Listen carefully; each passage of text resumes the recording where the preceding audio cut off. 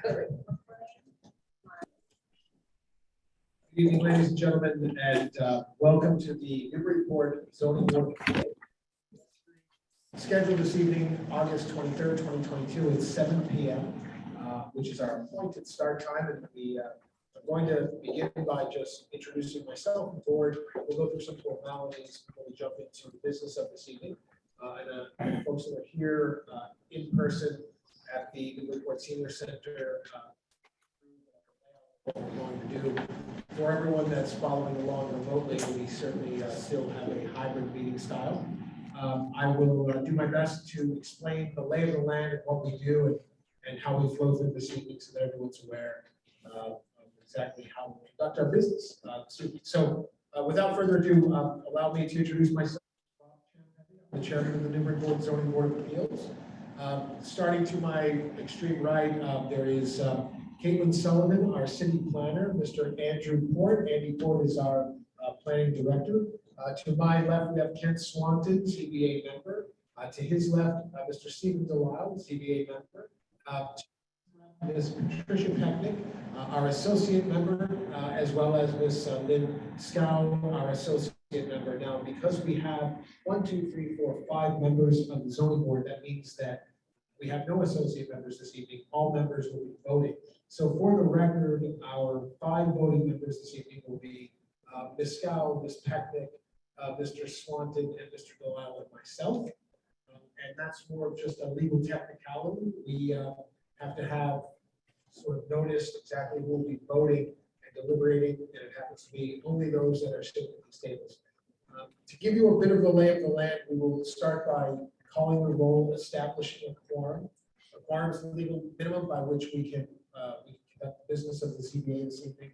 Once we do that, we'll get ready to the hearings this evening. We have 4 published hearings on the agenda. Of those 4, the first 2, which is Walnut Realty LLC and Stephen J. Harold, which is 46 Toppins Lane. Both of those will be continuances or requests for continuances anyway. The board will take those on first, and that will leave 2 matters which we will deal with thereafter. Those are the 2 substantive applications before us. 10 Ferry Road and 41 Bolton Street. We'll take them in that sequence. Before we begin, I'll begin by calling the roll. We'll establish quorum. I'd like to take a moment and just go over the quick flow of this evening. For those of you that have been to one of these meetings before, forgive and indulge us the time it will take to just kind of walk through this flow and forgive the time. For those online or here that may have not been to one of these meetings, it's just a useful way to understand what we will do, how we will do it, and what flow to expect the business of this evening.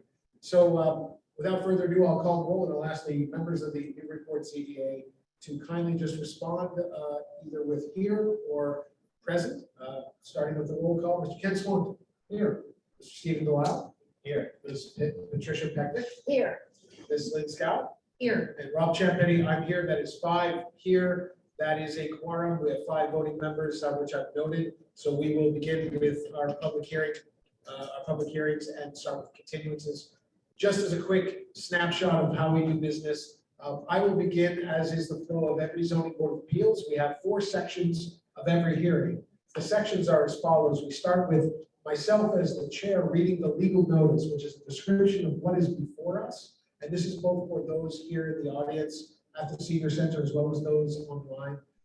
You will hear the description by legal listing of what application is before us, as well as a description of the relief being sought. Relief being sought just simply means what is it the applicant seeks to do in some relevant description, whether they're seeking a special permit or a special permit for nonconformities or a variance. I will say that, and then I will give further descriptive sort of tagline of exactly what it is they're seeking to do. You know, the applicant seeks to extend a porch or add on to an existing sunroom or whatever the case may be, so that anyone following along can understand reasonably exactly what it is we're being asked as a board and what the applicant is seeking, so that if you wish to participate, you know exactly what it is the applicant seeks to do and seeks permission and permit from us to do. Once we go through the presentation of the application, which will be either the applicant, her or himself, or their representative, attorneys, architects, engineers, all of the above. Once that presentation is concluded, I will close that portion of the public hearing. That's section number 1. Section number 2 will be public comment. During public comment, Ms. Sullivan will put up, or Mr. Port will put up a slide which just simply describes what the rules of the road are for public comment. We ask that everyone govern themselves accordingly, though we do not sort of, I do not behave like a drill sergeant with respect to the time limit, which we ask you kindly observe is about 2 minutes or so. We will, of course, allow everyone to speak their minds, speak their thoughts, and reasonably conclude. But if you begin to go long in the interest of everyone else who may wish to speak, I will cue you as courteously and politely as I can to wrap things up and so that we can move along. When you do speak, we ask you to give your name and your address for the record. Ms. Gretchen Joy is our keeper of the minutes. She usually sits to my right, but this evening she is remote, so she is keeping record. So it's important to just simply give your name and address. When you do wish to speak, members of the board will use a microphone, kind of like what I'm using. We ask that anyone in the audience to kindly take the podium and simply speak into that microphone so that it can be recorded and broadcast to those who are following along remotely. Once we finish the questions from the board, I will go with everyone, anyone who wishes to raise their hand in the audience physically here. After which I will go to anyone online, which I can see, and we ask that anyone who's online to just simply raise your hand using the Zoom icon. We will then recognize you by either telephone number or by your name or moniker or screen name. And we then just ask you to unmute your mic. We'll do the same here. Give your name and address and speak your mind. And please don't feel governed by whether you need to speak for or against anything. We do not keep track. We do not keep count. You are not required to come down in one column or the other. Simply speak your mind. And whatever that is, we'd like to hear.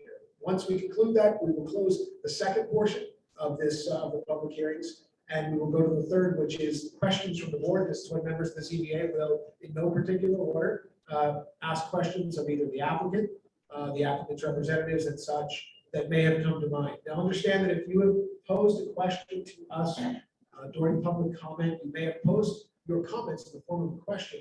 Please do not take our failure to respond to that question as any discourtesy toward you. We simply will absorb your question, and you will most certainly hear your question adapted in some manner or another by one or more members of the CBA. But it is no intended discourtesy upon you that you will ask a question and not get a directed response. It is the procedural format that we simply hear what you have to say. And if you choose to pose that in the form of a question, know well that we are writing everything down and listening, and you will hear the subject matter of that shortly in the next section of the hearing. So don't feel as though something hasn't happened if you don't get an answer to a question you posed. That's simply procedural. Once we go through the questions from the board, we'll close that third portion of the public hearing and go to the fourth and final portion, which is the deliberations. Deliberations is when our board, is a legal board of appeals, will deliberate and toil with the legal criteria out loud for everyone to observe and hear along the way in real time as it occurs. Every member of the ZBA will speak his or her mind in no particular order. And once we have vetted that thoroughly with every member, whether or not the applicants met the legal criteria and further questions that may come up may be posed, I will then close that fourth and final portion of the public hearing, and we will go to the moment of truth, which is when we will ask for a motion from a member of the ZBA. This is when the vote will occur. Under Robert's Rules of Order, it will be a request by me of any member of the ZBA to make a motion to approve the application. But please understand that a motion to approve does not suggest that that member of the ZBA plans to support the application or supports it in any way, but rather it's a procedural mechanism by which that question is brought to the floor for a second, which is another member who seconds the motion, and then a vote. In order for the application to be successful, at least 4 members of the voting ZBA, which is 4 of the 5 that you see up here, must vote in the affirmative. So you will hear a motion to approve that doesn't mean anything in particular, a second, and then a vote that will be called by me. If there are 4 votes in the affirmative, that motion carries, that application is approved, and that applicant is successful. So with that, that's a kind of a technical lay of the land. I'd like to do that at the beginning just so everyone understands how the flow will go. Without further ado, then we are now going to go into our public hearings and we'll take on the first two matters, which are requests for continuance. The first in that order is the Mr. matter. Chair, I'm Yes, sorry to interrupt you. I'm going to recuse myself on the first matter. very good. Member Pecknick has recused herself, so that leaves 4 members of the ZBA for purposes of this application. This is the matter of Waldell Realty LLC, care of Lisa B. Tellerman and Costa LLC. It's the application that has been on 200-208 Merrimack Street. This matter was continued to this evening on the hearing of April 26th, May 14th, June 28th, July 26th, and August 23rd. It is before us. There are 2 parts of this: a variance as well as a special permit for nonconformities. This, we received a request by the applicant's counsel to continue. Does applicant's counsel wish to be heard? Thank you, Mr. Chair. Ben Taylor, B. Talman, Costa, 39th Street. For the record, I don't have any further comments tonight. I'm covering for Attorney Mead a little late today, but request to withdraw the variance application without prejudice and that we continue the special permit application to September 13th. Very good. Thank you, Attorney Taylor. It is before us now by the applicant's representative to withdraw the application for a variance, leaving only one request for relief, which is a special permit for nonconformities. The applicant seeks to continue that matter to 9/13. Do we have any comment, any questions, or in the absence of that, do we have a motion to continue? And in no particular order, anyone who wishes to speak first, simply pick up your mic. I'll make a motion. Kevin Swanton. You want both questions, all right? There will be a motion to accept the applicant's request to withdraw without prejudice of the variance application. And we'll vote on that one separately, and then the application to continue the special permit. So we can do the motion One at a time. All right, so I'd like to make a motion to grant the request to withdraw the variance application for 200-208 Merrimack Street, which is R 22-2, without prejudice. Good. Before we do, I just noticed, typically we always kind of vet the room and vet the audience. Does anyone in the audience wish to speak or make any comment with respect to the request before the board for continuance this evening? Seeing no hands, I will go to the virtual room. I do see one hand, and I want to take a moment to recognize Ms. Emily Dunn. This is on the request before the CBA. One is to withdraw the variance. The other is to continue the special permit for further refinement as it's been described to the board. Ms. Dunn, if you can hear us, you can unmute your mic, just give your name and address. If you wish to speak, we would love to hear. Thank you so much, Chairman. Emily Dunn, 169 Merrimack Street. I asked that we do this in 2 parts.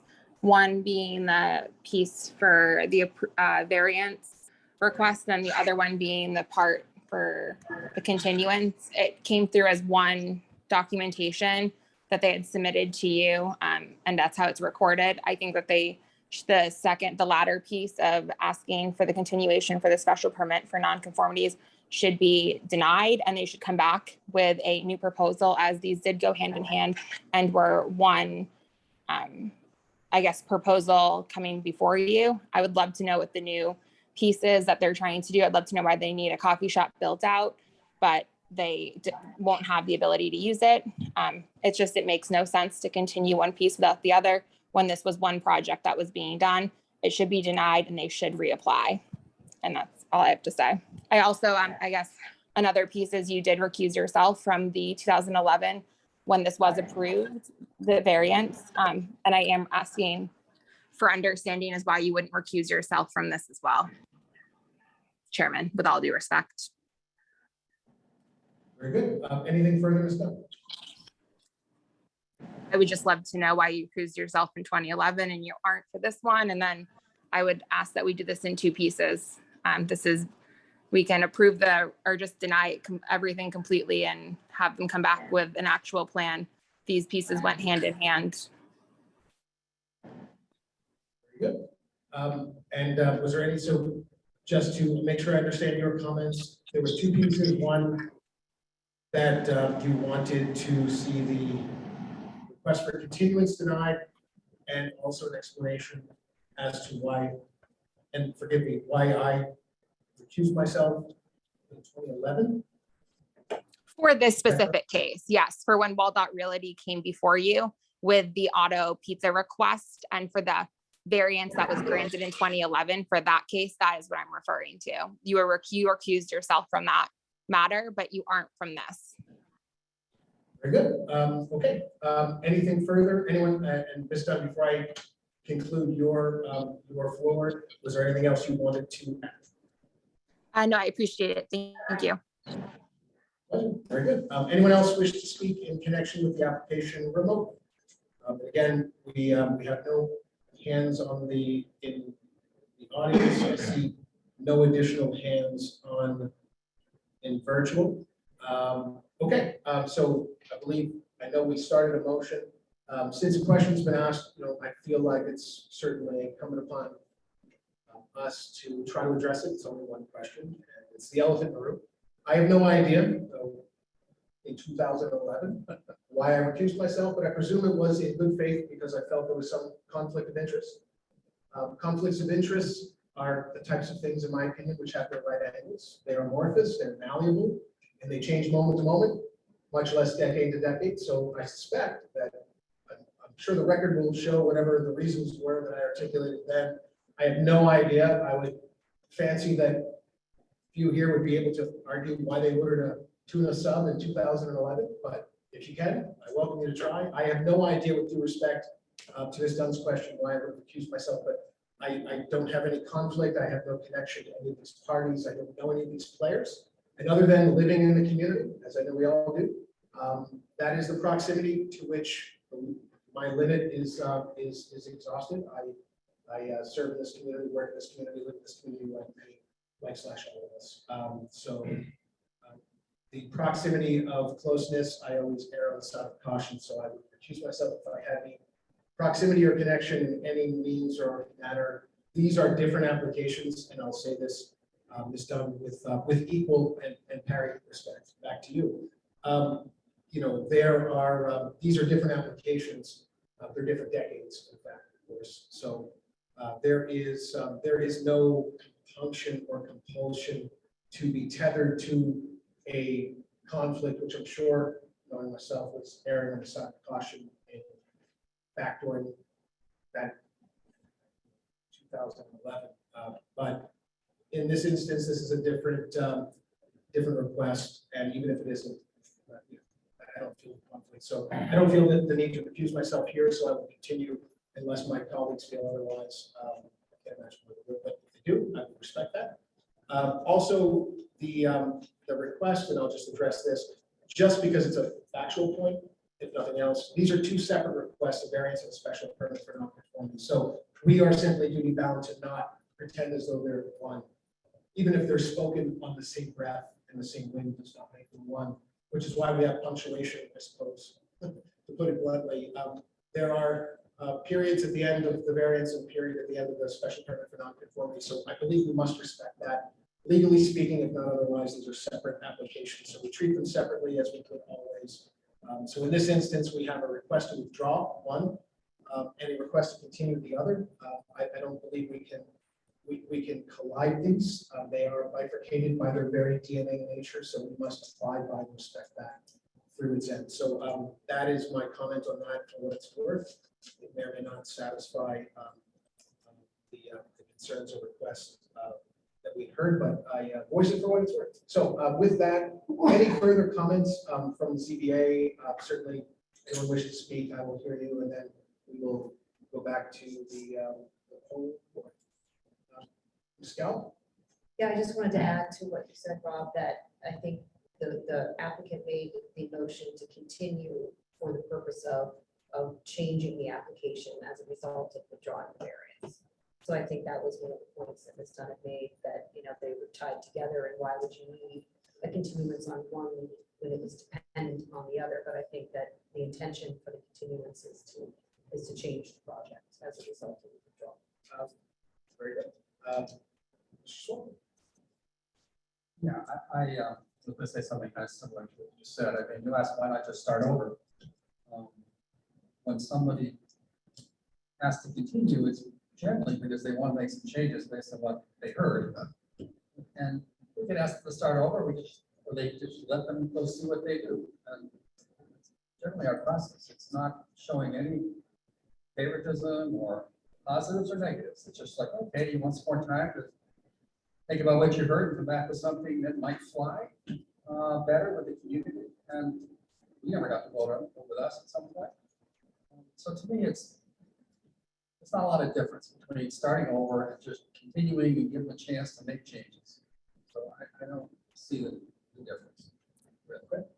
Anyone else wish to speak in connection with this?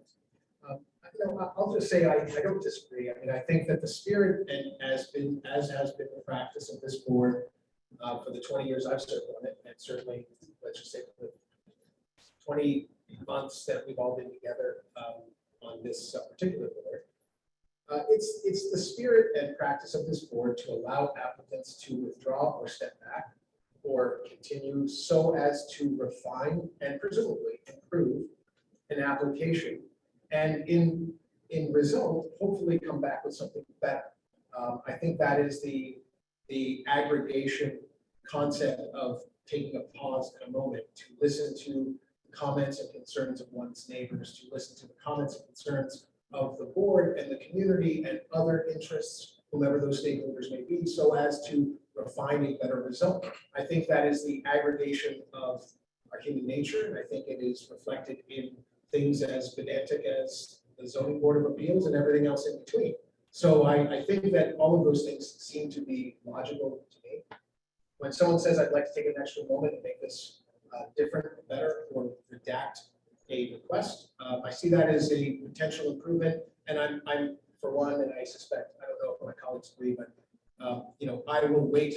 I will give someone, an applicant, any applicant, the benefit of the doubt to see what they come back with before I levy judgment on whether it's better or worse. It's a refinement either way, and if it's worse, they'll hear it from us in our view, and if it's not, hopefully it's better. So I think that's the spirit of revision, refinement, and evolution. So I think that that's what we've typically done, and I don't see any reason not to do it here. Mr. Delisle, would you wish to say anything? Yes, thank you, Mr. Chairman. And I think just to speak to Ms. Dunn's comment regarding the variance, I think that we don't know yet whether or not the variance or lack of the ability to obtain a variance here due to the legal opinion of city solicitor or withdrawal, if that will foreclose any sort of relief here relative to some other plan. So I think we need to let them come back and see what they can do. And if they can't go forward without the variance, then we'll tell them that. But we have to wait and play this through, I think, as the members have said here. Yeah, I think that's the right thing. I mean, I think we just take every incremental step as responsibly as we can, and we hear what is before us, and we make a decision when we're called upon to make a decision based on what's before us. Right now, nothing's before us. The request has been made, and it's been routinely our goal to allow that withdrawal for this purpose, and to allow a continuance for the presumed refinement of this purpose. If we find otherwise, or if it becomes onerous, we as a board have the power to say no more continuances. But in any event, that's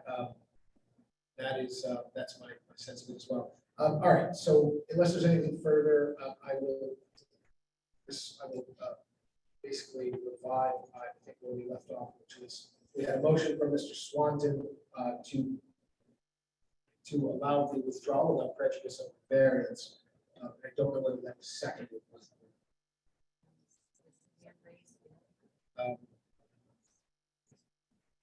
Sorry? Sorry, Oh, the hand. Thank you. You know what?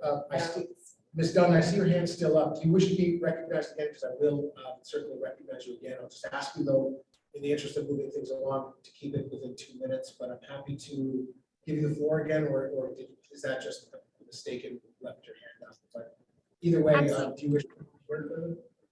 Absolutely. I was just gonna say thank you. I know that my dad has served as long on the zoning board as you have, and there's very few cases you recuse yourself of. So I understand what you were saying, and I appreciate your transparency.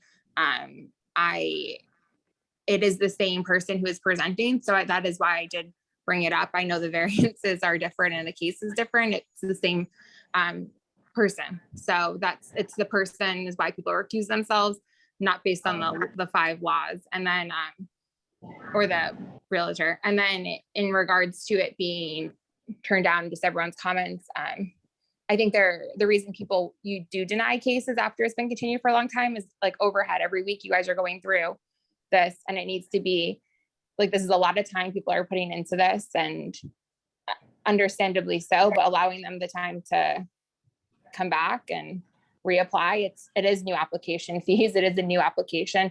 It's a different concept when it's a whole new project. And that's all I was trying to say, is it's a new project when you're taking one of these pieces out. And I just am requesting for the town to deny the continuance piece. But I appreciate everyone's input, and thank you also for clarifying that these are 2 separate pieces. Even though it's like they've been coming together, I didn't know that. So I'm really grateful for the explanation, and thank you. No, and thank you, Ms. Dunn. And you know what, in the spirit of your comment, certainly, it's been a few requests. I believe they're trying to refine things, but allow me to take a pause with the indulgence of my colleagues. Council, do you anticipate, and allow me to just direct this question before we get back to the motion. Since it's been raised, it's worth vetting.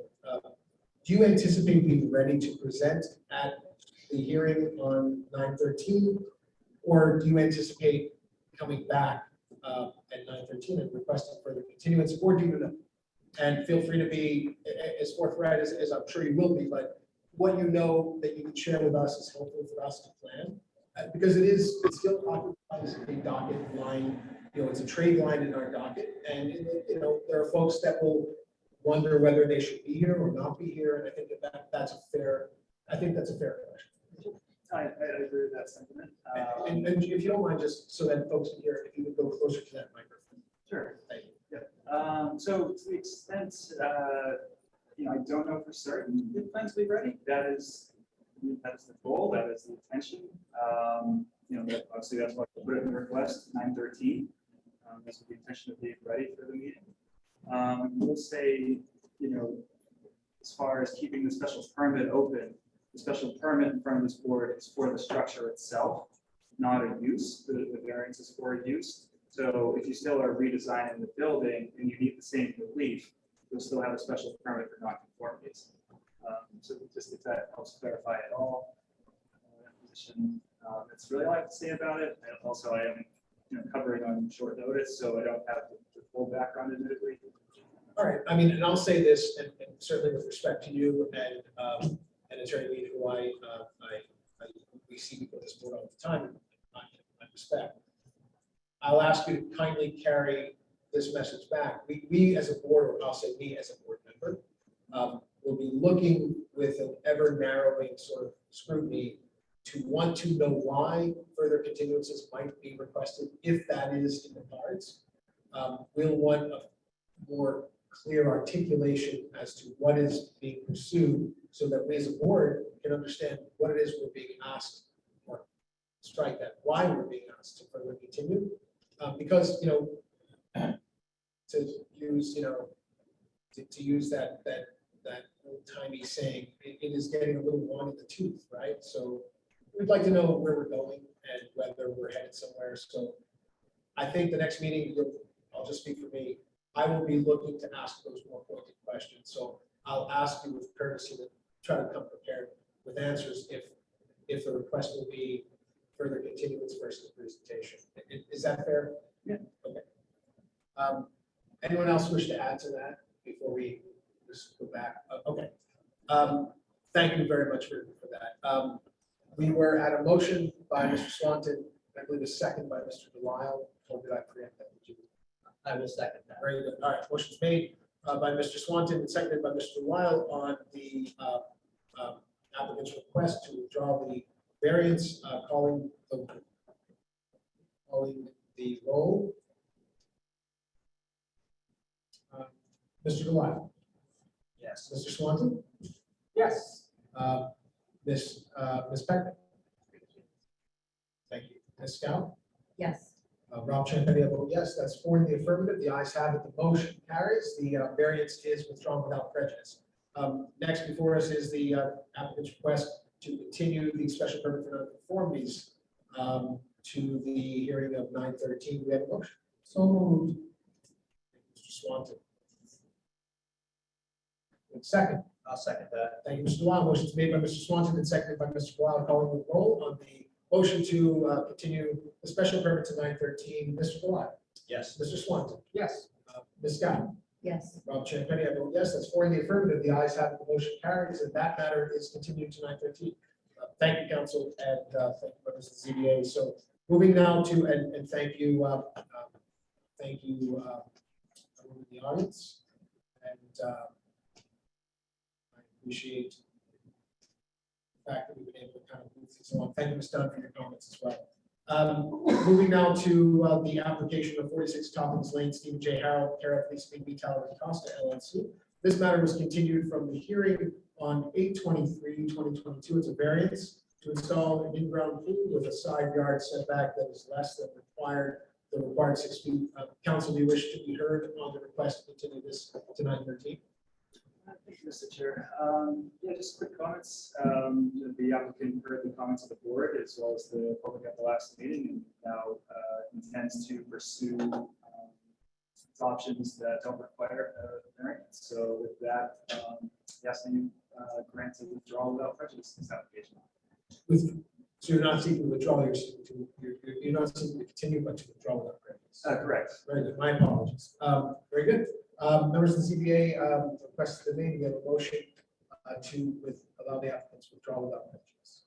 I'll make a motion to grant the request to withdraw the variance application for 46 Tompkins Lane, which is variance 22-4, without prejudice. I'll second that. Thank you, Mr. Swanton. Thank you, Mr. Delisle. Motion's made and seconded, calling the roll on the motion to withdraw. Mr. Swanton. Yes. Mr. Delisle. Yes. Ms. Peck. Yes. Ms. Scout. Yes. Rob Champetti, I vote yes. That's 5 in the affirmative. The ayes have it. The motion carries. Matter is withdrawn without prejudice. Thank you, council, for jumping in, at the last minute, and have a good evening. Thanks. Very good.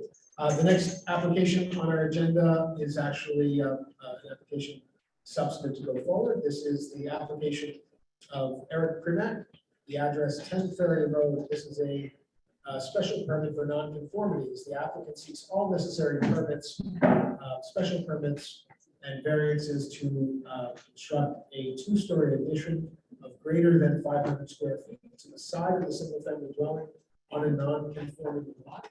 May we hear from the applicant? Mr. Primack. Good evening, Chairman, good evening, members of the board. So the existing structure is a 4-bedroom, single-family home on a non-conforming lot. And my application is to add a structure to the side of the house, a 2-story structure that consists of a 2-car garage and a suite above the garage. So a dormer will also be added to the existing right side of the roof so that it ties into the new section. And the total square foot added will be approximately 741 square feet, which is what triggers the special permit. If I were under 500 feet, it would be allowable. So the existing conditions are as such. The front setback of the house is 11 feet, where current zoning requires 25 feet. Side setbacks, the left side is just a little over 3 feet, but the right side is 42 feet. So it's got a big yard to the right. Zoning calls for a 10-foot minimum. The rear setback of the house is 52.7 feet, where 25 feet is the minimum requirement. So the proposed 2-story addition will be on the right side of the house, where there's currently a 42-foot plus setback. After construction of the 2-car garage and suite above the garage, the setback will be 16.7 feet, still within zoning requirements. The front setback on the new addition will be 29 feet, which is also within the zoning requirements. And there will be nothing further to exacerbate the current setbacks from the front or the left side of the house. The new addition will be framed over the existing roof, and that no demolition of the existing roof structure will occur other than the added dormer. And that was the header height where the connection is made does not need to be raised. The existing roof line, including the gable ends, will remain intact.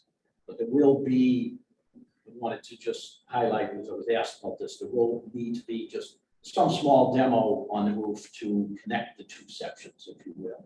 You know, some of the sheathing will need, and the shingles will need to be removed to connect the new section headers to the existing headers in the roof line.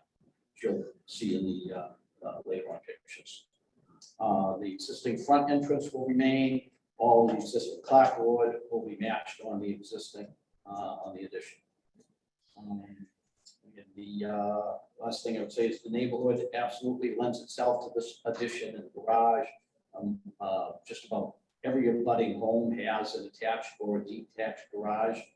And in addition, several neighbors have approached me and we're very happy that the house has been upgraded. It was kind of an eyesore for a number of years, has been unoccupied. The previous owner was just tinkering around in there for a few years. I think it's been empty for 5 years plus. So if you want, the next slide shows the zoning matrix, which pretty much just describes everything, all of the setbacks, et cetera, that I previously described. Next one would be the zoning determination, which calls for special permit. Next slide shows the existing plot plan, which, as you can see, has quite a bit of room on the right side and along the back side.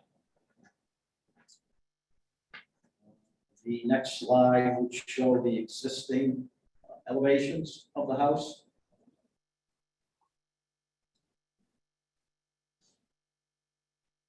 Next one would be the proposed site plan. As you can see, off to the right rear of the house is the new structure. We're also using the existing driveway. The street was just done over and curb cuts recently made, so not allowed to change any of the curb cuts, but the driveway is sufficient to use, and just sweep over to the right to get more room to be able to get into the two-car garage. Next slide would be the proposed elevations.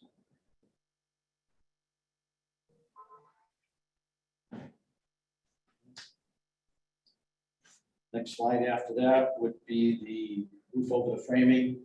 See highlighted where this is a right side view. You can see where it's going to be connected. And the next slide is a rendition of the addition in the garage after it would be finished. The only thing that I didn't get a chance to put in on this was that this shows kind of a wide curb cut, which we won't be able to have. So again, it would just be kind of feathered in from the existing curb cut. Eric, can I jump in for 1 minute? Sure. This is Jean Allen with JMA Architects. We wanted to maintain the look of the existing house in terms of materials, detailing. The fascia boards will match the existing and the materials, the clapboards will match the existing. The pitch of the roof will match the existing. So we wanted to complement the existing structure with the proposed structure.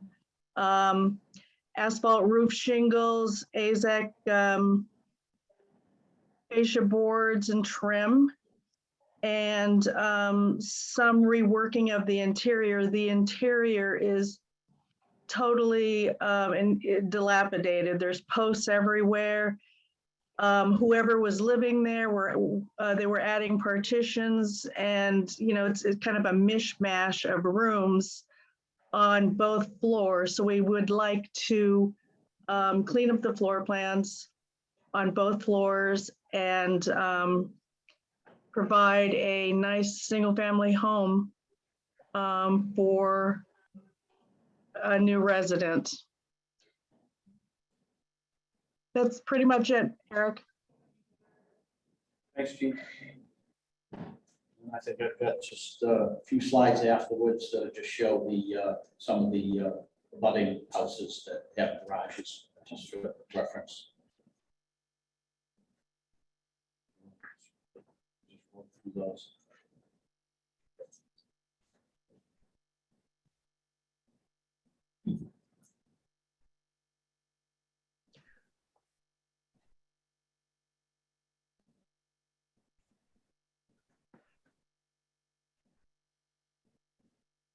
That's about it. Thank you, Mr. Permit, and thank you, Gene Allen, for your expertise as well. If there's nothing further in presentation, we will go to public comment. And we'll just ask, yes, sir. Ask you just kindly give your name and address for the record as well. Yes, I'm Phil Haskell, 14 Troy Road. We're one of the about shore. And I just had a couple of quick questions. One is, what is the non-conforming lot? Is it the 3-foot setback or the addition of a 500 square foot house? And the other question that's come up to me would be, several other abutters have approved. Well, we have not, we have very much of approval of it. We think it's a magnificent addition to the neighborhood. But I would ask that if there were any negative comments, any of the people that were queried, regarding their input as well. I did not get one negative comment. Yeah, a couple of people signed even the, I just have a question. signed forms that said they were approved of the project. Okay, thank you, sir. And any other questions or comments from either the audience present or the audience online? I see, Ms. Allen, I see your hand still up. I don't know whether you wish to be recognized or whether that's just still up from your comments shortly ago. I see your hand is now down, so I would assume. No comment. Previously, thank you very much. Seeing no further comments, I'll close that portion of the public hearing and we'll go to questions from the board. Anyone wish to pose a question? Any particular order? Just simply grab your mic and jump in. Now I'll just go through a sequence, make sure everyone's having a full perspective. Okay, go sequence. No, you look like you're motioning toward the microphone. I'm going to go with you. Thank you. Mr. Primat, does the 741 square feet of living space, this includes all the attic space over the garage? Yes, so the space over the garage and the connecting area, I guess, if you will, just, where you're gonna have so the space over the, I'm sorry. So the space over the garage is gonna consist of basically a master bedroom, suite, bathroom, et cetera. And then you'll have to have a connection there that will be to go to the rest of the house. So essentially a hallway.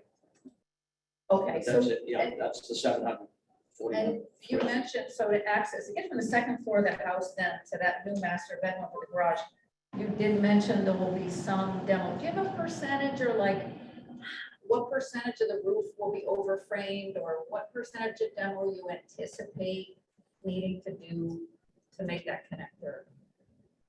I'd probably defer it to Gene for that. You still on, Gene? What percentage would be an overframe of the second floor? Yes. I would say probably, 18%. Building that connector makes it possible to get from the main house over to the bedroom over the garage. But we're keeping most of the roof of that one-story portion of the front facade. We're keeping all of that. And this second floor piece would be in the background. Thank you very much. Very good. Any other members of the CBA wish to pose any questions? Mr. Swan? A question had come up from a man who spoke in the audience, and I would just like to put up slide 4 if you could for a second. And the question was, what are the non-conformities? And on this little chart, basically, the lot's supposed to be 10,000 square feet, it's only 8,700, it's supposed to have 90 feet of frontage, only has 75 at front. And the front yard, front setbacks supposed to be 25 feet, it's only 11. Those are the reasons that this house, many houses in Newburyport are a little small, a little short on the frontage, or too close to the street. So they wind up here if they want to put a big addition on it. And that's kind of why it's here. So I just wanted to address that audience that came from me. Without asking the question, I thought I would Appreciate it. answer the question. No, I was here today walking around, and I don't have any questions for you. Thank you, Mr. Swanton, Mr. Lewis. Thank you, Mr. Chairman.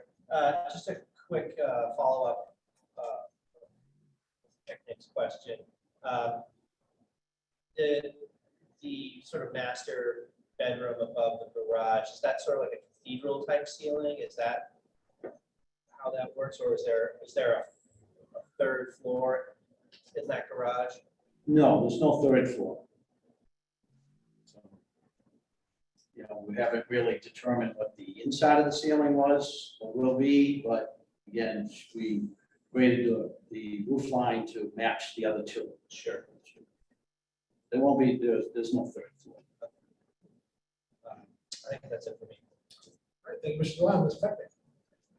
Oh, you've already spoken. Anything further? No? Ms. Gal? Yeah, I have a question. The materials that I have indicate that the tree and sidewalk ordinance is going to be triggered, and that you might be asked to put in a new street tree. I was wondering if anybody has mentioned that to you. They did ask me if I would put a new small tree, 2-foot diameter up front, and I said, no problem. Because there will have to be a couple, obviously, a couple of trees on the, you know, right in the way of the driveway or on the site that have to come down. Good. Thank you, Ms. Gal. Any further questions from the board? See, no further questions. Yes, Mr. Swan. You said a 2-foot tree. Is this a 2-foot or a 2-inch, 2-inch. 2-inch? 2-inch. I think That's a big tree. I have one other question, which is, if you go by the house today and you see it in your existing elevation chart, there's a kind of a nice sun pattern up the maple, faces the street on the existing building. They're not just straight flappers across. Yeah, that one there. Show up very well on that. If you look on the computer, you can see it's like little starburst. And it doesn't show on the as-built elevations. Is that because you're removing it, or is it, will it still be there? To be honest with you, I didn't have a set plan for that. I kind of like it, but you know, I kind of go with the architect. So the architect, And stuff. the architect. I don't know, do you have any answer for that, Gene? Yeah, can you hear me? Yes. Yes, we eliminated the sunburst pattern. I see that as something from the 60s. It didn't seem like it was part of the Newburyport vernacular. So it just, you know, you see it every now and then, but it just doesn't, you know, there's no historical precedent for this type of pattern. I understand. I was just trying to figure out what I was looking at the plans. I'm not really hung up on it, but thank you for clarifying. I have no question. Very good. Anyone else Very good. I will close that portion of the public hearing. We'll go to deliberations. And deliberations, of course, I'll just remind the board, we are deliberating around the legal criteria for a special permit for non-conformities. With that, we'll just ask that board members tailor your deliberations around 9B2. Board must find that the application will not be substantially more detrimental to the neighborhood than the pre-existing non-conforming use or structure. And also, I want to point out that, as I think Pascal pointed out correctly, the application appears to trigger the tree and sidewalk ordinance, but the applicant has indicated that he's willing to plant a 2-inch caliber street tree. So that satisfies that request. Deliberations beginning with Mr. Swanton. Yeah, well, there are no new nonconformities that I see presented here. I think for me, the fact that a couple of things. One is that this proposed garage with its connector are set a long way back from the street, 29 feet back from the street is significant, not like right on top of the road. There's a lot of room there, both to the front and to the side. And it's not, there are other houses in the neighborhood, you just look around, standing in front of it, that are similar. So for those reasons, I can support this application. I'm sorry, Mr. Thank you, Mr. Chairman. Yeah, I think clearly there's no new non-conformity here, and the question, I guess, is will it be substantially more detrimental to the neighborhood? I guess from a nuts and bolts perspective, and looking at the plans and going out looking at the site, you know, you could have massing type problem there, but I think, as Mr. Swanton indicated, the way that it's set back from the road, it gives it some depth, and it gives the prominence to the initial or the original structure. So I think I don't think you have a problem there as far as I'm concerned. So I can support this also. Respect. Yes, I agree with both of you about that. But can I just call the board's attention to this issue in general of overframing, not because I think it should determine your position on this, but we saw an application on 307 High, also overframing, where in that case, you know, you have the gable end of the addition that was extended to meet the new framing, and the framing and sheeting were going to sit on top of the original roofing. So Mr. Primack explained that in this case, yes, you have to demo part of the original framing of the roof to create the connection. If you're just setting it on top, then, you know, we have to make sure that it can, the old roof can support the new roof. It's not reviewable as a roof line alteration, but I do remember when this board had a discussion about 27 Hancock, when it was proposed that 3 of the 4 walls of that house would be built up with additions that were as high as that ridge line, and the conclusion was that the prohibition against demolishing exterior walls was there not just to preserve the walls, but to preserve the form and shape of the house and keep it visible. So I hope we'll think about overframing, because one of the goals of zoning is to preserve the profile of the roof. And so here, you know, it's 18% of the roof will be overframed. What if it's 80? What if it's 90? I mean, I think since we had an application like that last week and we have one here, then we need to start thinking about roof overframing as an aspect of the alteration of size, scale, massing, and volume. So again, I'm not speaking to this particular application, but rather to that issue. We all have different things in our minds on these applications, but overframing is on my mind. Thank you. Thank you, Ms. Beckman. Ms. Scott? Yeah, I just wanted to echo the comments of the first 2 committee members, that it seems like the first 2 elements, the 2 elements for granting it has been made. I think it looks like a very nice project, to have heard from the neighbor that they do think it's a welcome addition to the neighborhood, but it's not creating any issues. So I think that's important as well. I would support this project. Thank you, Scott. I agree with my colleagues. I also think it's a responsible and thoughtful application. I certainly am, like my colleagues, I'm sure, moved by any comments from any immediate or adjacent butters as the most impacted and the most sort of righteously relevant comment, right? Because you live there. So when someone offers a voluntary comment that it's a good addition to the neighborhood, I take that as a highly weighted comment. The contrary, we equally weight that, I suspect. But here it looks like a modest request, a thoughtful request, and on a massive scale seems appropriate, so I too would support it. It sounds like I'm in line with my colleagues. Any further deliberations before we close that portion?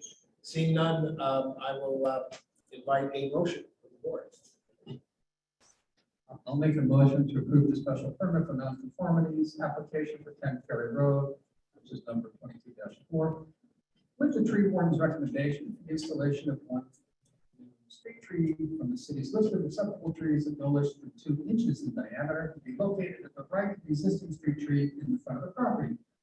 Said improvement should be completed prior to occupancy, or proposal shall be submitted to the zoning administrator in any proposed completion schedule. The applicant shall be responsible for the care and maintenance, including adequate watering, all the tree plantings within the right of way installed as part of this project. In accordance with the final approved plans referenced above for 2 years following the initial planting, in order to ensure their successful transplant and survival. Any such trees die during the 2-year period, they should be replaced in kind at the applicant's expense. Well, that is quite a motion. I believe we'll. I'll second. I weep for poor Ms. Joy, who has to write all the things down that he said. Probably find it. No, clearly, and thank you for that detail. Ms. Scott, second, we have a motion made and seconded. Calling the roll, Mr. Swanton. Yes. Mr. Dewan. Yes. Ms. Peckett. Yes. Ms. Scott. Yes. Rob Champetti, I vote yes. That's 5 in the affirmative. The ayes have it. Motion carries, and the application for a special permit is approved. Thank you very much, sir. Thank you very much. And have a great evening. And sir, thank you for coming out this evening and offering the neighborhood comments as well. Okay, moving to our last public hearing this evening. This is the application on behalf of 141 Milton Street, Buhena Lena, and forgive any mispronunciation. This is an application for a special permit for non-conformities. The applicant seeks all necessary permits to extend the existing single-family structure with a lateral and upward expansion, and in doing so, an intensification of the front yard setback. The property is located in the R2 zoning district, and I believe in particular the applicant seeks relief to construct an upward and lateral addition to the single-family structure, extending the pre-existing non-conforming front yard setback. Maybe we hear from the applicant.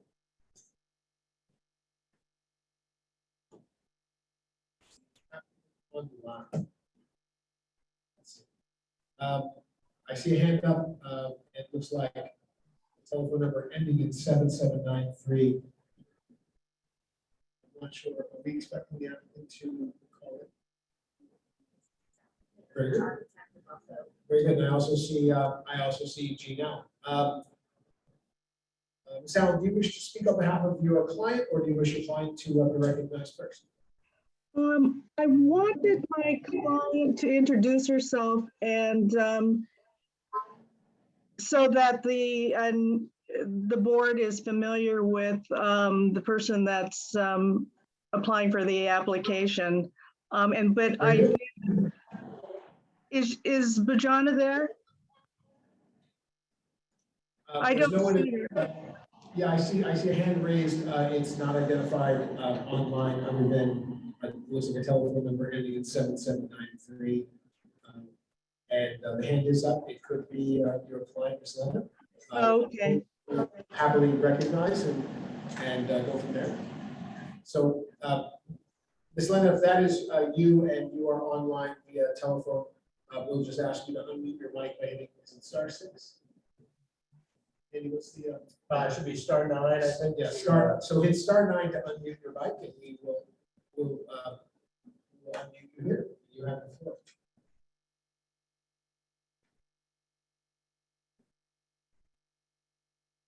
We do I'm see that not, there are, go ahead. I'm not sure Vajana is able to connect, so I guess I'm just, if it's okay, I guess I will just proceed. If that's Please, all right. it's fine. We will, Do you- if that changes, we'll happily recognize, the applicant. Okay. You have the floor. All right, so this is the site plan, and it's a large lot. Right now, there's a one-story ranch that's constructed with a carport. The carport projects into the front setback. We would like the carport to be removed and are proposing to build a two-car garage behind the, away from the 25-foot setback. The property is a pre-existing non-conforming property. The right-hand corner of the structure is in the setback, and we would like to keep that corner, build a second floor addition, and then also we would like to construct a front porch, but that would be in the setback. And the porch is the only proposed structure addition that we would like to construct. Everything else is complies with all the zoning regs, the setbacks. So it's just a matter of, Bajan has always wanted a front porch, and that is something that we would like to propose. If you go to the next slide. Yep, that is the existing front facade of the house. And there's the carport. So we would like to propose that that is removed, and then the garage then would be set back into the property. And where those shrubs are, basically that would be the front porch. If you go to the next slide, that is the proposed front elevation. We do have, there's the front porch. We have bedrooms on the second floor, and there is a walk-up attic space. And we do have photos that we are going to show that show a lot of residential buildings in Newburyport have a walk-up attic. It's, you know, it's pretty standard, typical in Newburyport. On the next slide, that is the rear elevation. There's a shed dormer along the back that provides headroom for the attic. The next slide is across the street, same street. One of Bujana's neighbors, 38 Moulton Street, and they have a beautiful porch. And, you know, we would like to continue that architectural feature on the house that we are proposing. On the next slide, that is the neighbor that's right behind 41 Moulton Street. They have a walk-up attic. They have an enclosed porch. The next slide is a house that's right down the street from 41 Moulton Street. The porch is on the side. Again, a walk-up attic. The next slide is right across the street, and on 27 Mosley Avenue, they have a walk-up attic. There's a shed dormer in the back that provides headroom for the attic.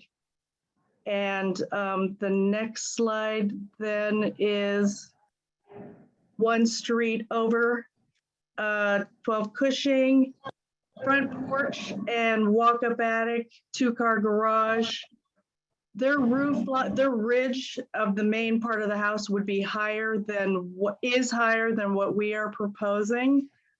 On the next slide, this house is right across the street from 12 Cushing. And they have a walk-up attic as well, and there's a two-car garage, attached two-car garage on the other side of this house.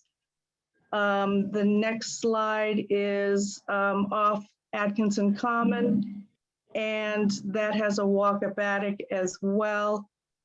And then finally, the last slide is right across from 41 Mosley, or Moulton, excuse me. And they have a beautiful porch, and that is an element that we would like to continue if the board will allow. It just seems like a wonderful neighborhood feature to have, and it encourages neighborly discussions and openness to the people in the neighborhood. Did Bajana ever, was she able to connect? I don't see her on here, but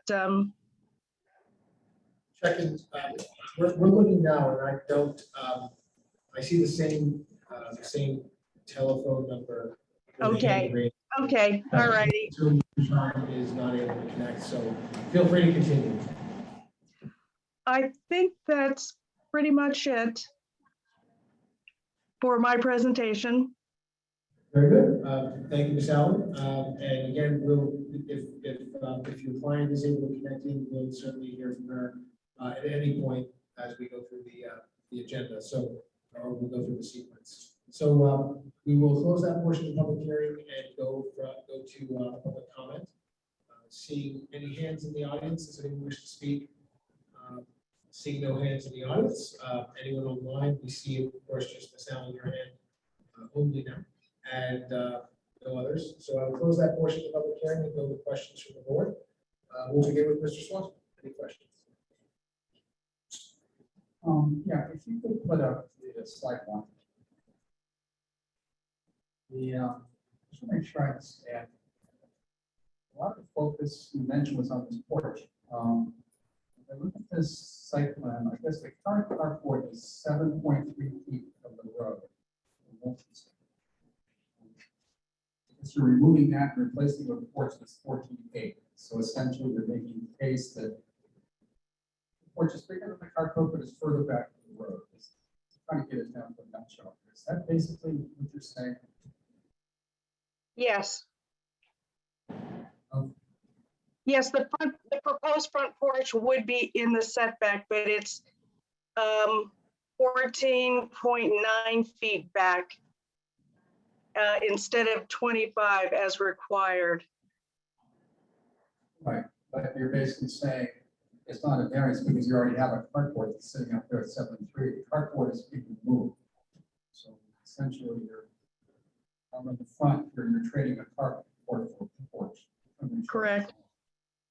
Is the rest of your application, your lot's big enough, the frontage is a lot of frontage. It's not too high, coverage is fine. The other setbacks, yes, I'm missing something all conforming. So it's really, special permit seems to be around the porch. I'm just trying to make sure I serve it. I think I'm gonna pass the baton here. The baton duly passed. Thank you, Mr. Swanson. Mr. Gulak.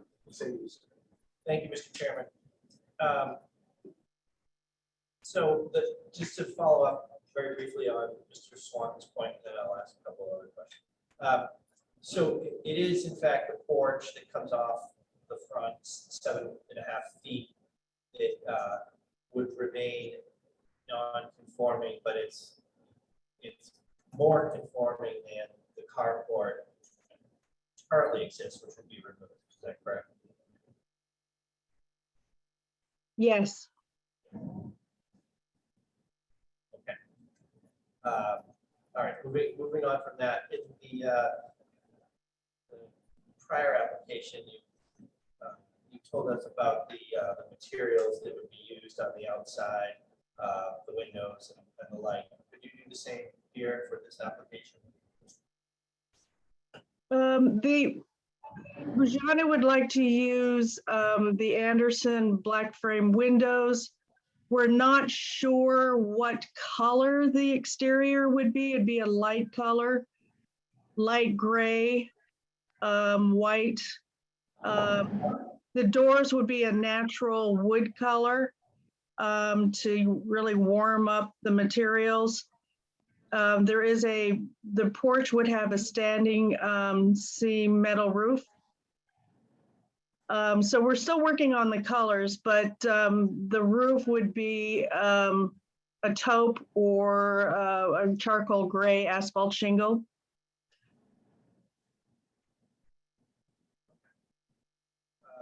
I think that's all I have for questions at this point. Thank you, Ms. Peck. So I understand it's now 1,200 square feet. Thank you.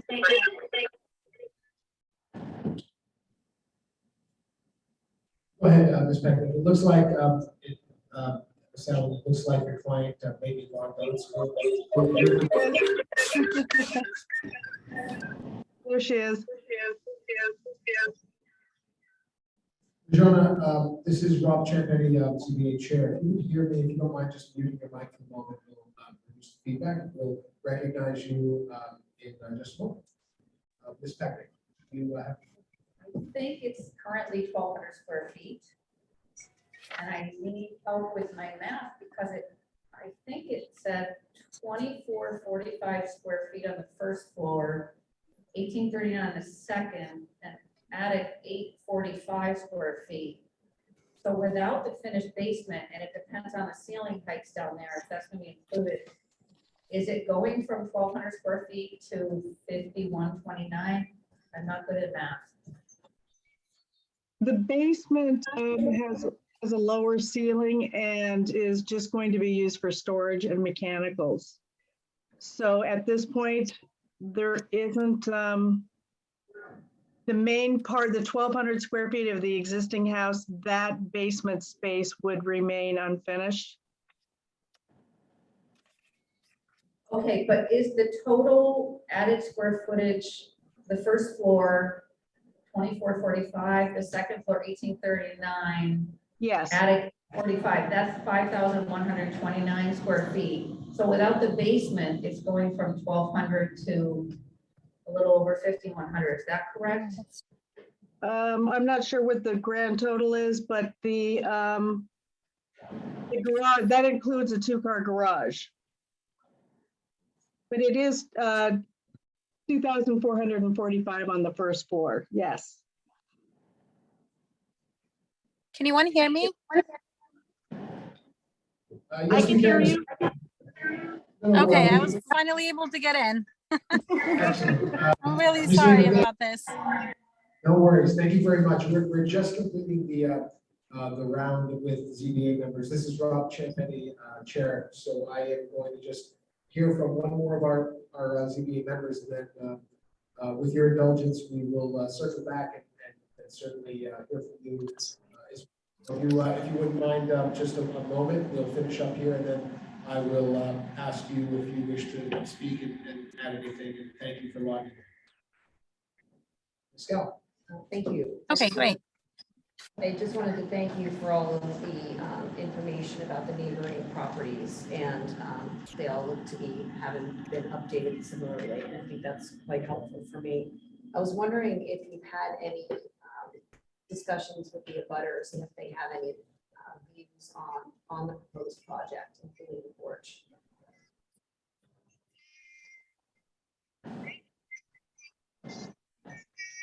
I'm not sure if Ms. Allen or Ms. Lena, I'm not sure if either of you wish to take that question, but CBA member Scow had just posed a question about whether you heard from any neighbors, and if so, what, if any, feedback you may have heard.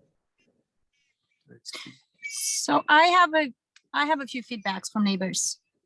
If anyone can hear me.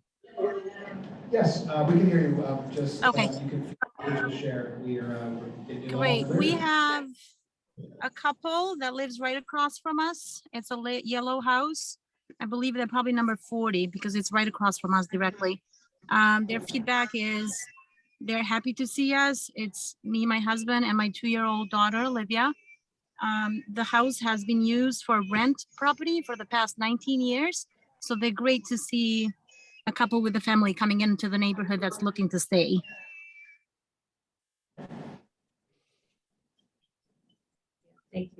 That's my only question. Thank you, Ms. Scow. Any further questions from ZBA? If not, seeing none, I will close that portion of the public hearing, and we will go to deliberations. And yes, actually, before we go to deliberations, we'll circle back to Ms. Lena, the applicant. Ms. Lena, do you wish to add anything or address the application? We missed you at the outset, although your architect, Gina, presented the application, but we certainly don't want to skip you. This is your property, so you certainly Yes, have- definitely. I just wanted to give a little brief about ourselves.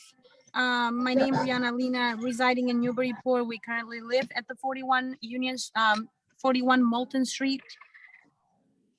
Single family that we bought in December. It's my husband, myself, and the 2-year-old daughter, like I said. We're trying to add a second floor with a 2-car garage and a single story on the back of it. With COVID changing times, we definitely could use the extra space with our little girl, and we're looking to add more to the family and also working from home. So what we're looking to do with that first 1 floor on the back of the property that's attached to the building, but that would be an office so that we could use when we're home, working from home. And that's all I have. Very good. Thank you, Ms. Lena. All right, we will close that portion of the public hearing and now go into deliberations. Again, as the board knows, we're deliberating a special permit for non-conformities. So I will ask the board to kind of tailor deliberations around that criteria. We'll start with Mr. Swan. First is the question is, are there any new non-conformities? I don't see any new non-conformities. Then there's the overall question, is this worse for the neighborhood than what's there, basically? There's a fancy way of saying that. The way I look at this is quite a large lot. It's a corner lot. It has quite large setbacks. We are replacing a carport with a porch, but to me, it's quite a bit further back from the street. And it's a porch. The house is getting a lot larger, but it is a very large lot. And there are other similar sized houses all the way around it. So for those reasons, I can support this application. Thank you, Mr. Swan. Thank you, Mr. Chairman. Yeah, I would agree with Mr. Swan. This is a proposal for a large house, but you're on a large lot and you're gonna, the open space and the lot coverage will remain compliant with the ordinance. So I think for those reasons, I can support this project. I don't think that this is substantially more detrimental to the neighborhood than what is existing. Thank you, Ms. Peckett. Yeah, the house at its current scale is exactly the kind of housing I wish that we would preserve in Newburyport, because it's 1 level, single story right in town. It's great, and adding 4,000 square feet is a lot, but I also agree with the points that you both made. And Ms. Scott.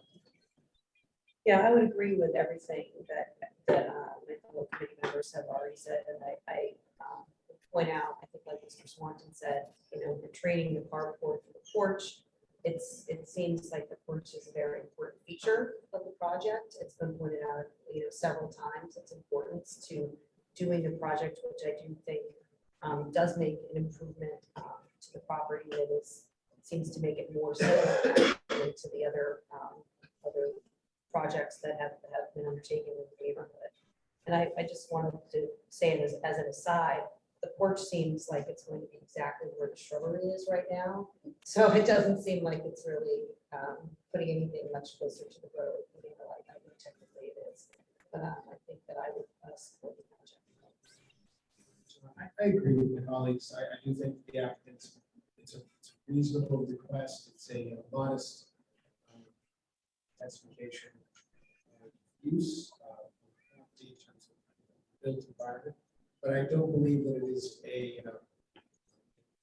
there's a creation of a new non-conformity. And I certainly don't believe that the application is going to be substantially more detrimental to the neighborhood than the pre-existing non-conforming structure or the use. So I can support it. Anything further before we close? I will close deliberations and invite a motion to approve. I'll make a motion to approve the special permit for nonconformities for 41 Walton Street, CSP -22-5. Motion made by Mr. Lyle I'll second it. That's one. and seconded by Mr. Swanton. Motion made and seconded, calling the roll. Mr. Swanton. Yes. Mr. Dolan. Yes. Ms. Peckman. Yes. Ms. Scout. Yes. Rob Champetti, I vote yes. That's 5 in the affirmative. The ayes have it, and the motion carries. The application is approved. So thank you, Ms. Allen and Ms. Serena. Congratulations and good luck to you. Thank you. Thank you, everyone on the board. Thank you, Miss Allen. Thank you. Great evening. We will now close the public hearing segment of our meeting this evening and go into the business meeting. We have before us the minutes from the hearing on August 9th from Ms. Gretchen Joy. Anyone have any comments, revisions, changes, or in the absence, do we have a motion to approve the minutes? Actually, I do have one small change that I sent to Gretchen and everybody like 15 minutes before this meeting started, just to add 3 words on one of my comments about that application we had to Northern Avenue. When I said the bar was only accessible because of the basement, it was garage in the basement. So I had asked her to add the words, the garage and. Everybody already has that change. So with that change, I move we approve the minutes. Very good. Motion's made to approve the minutes with the change by Mr. Swanton. Do we have a second? Second that. Thank you. Motion's seconded by Mr. Delisle. Made and seconded. I will call the roll on the minutes. Mr. Swanton. Yes. Mr. Delisle. Yes. Ms. Peck. Yes. Ms. Scott. Yes. Rob Champetti, yes, that's 5 in the affirmative. The ayes have it. Motion carries. Minutes are approved. And thank you, Gretchen, for all you do. And we'll see you next time. And with that, we will go to the other updates from the chair and planning director. The only updates I have are that we have executive session scheduled. We are going to continue that to our next hearing just for further refinement. And we will have a proper executive session on that matter when we convene next. So that remainder, section 4 of our agenda will be continued to our next CBA hearing, and we'll address it then in the business. Any updates by the planning board? Very good. Nothing further for me. We have no further business. Having concluded our public hearings, do we have a motion to adjourn? So moved. Second. Motion's made and seconded by Ms. Scow. All those in favor, this is just a voice vote. All those in favor say aye. Aye. Any opposed, nays, abstentions, no votes, the ayes have it, motion carries. Meeting's adjourned. Thank you, guys. Have a great day. Thank you. Thanks, Gretchen. Should Lynn sign?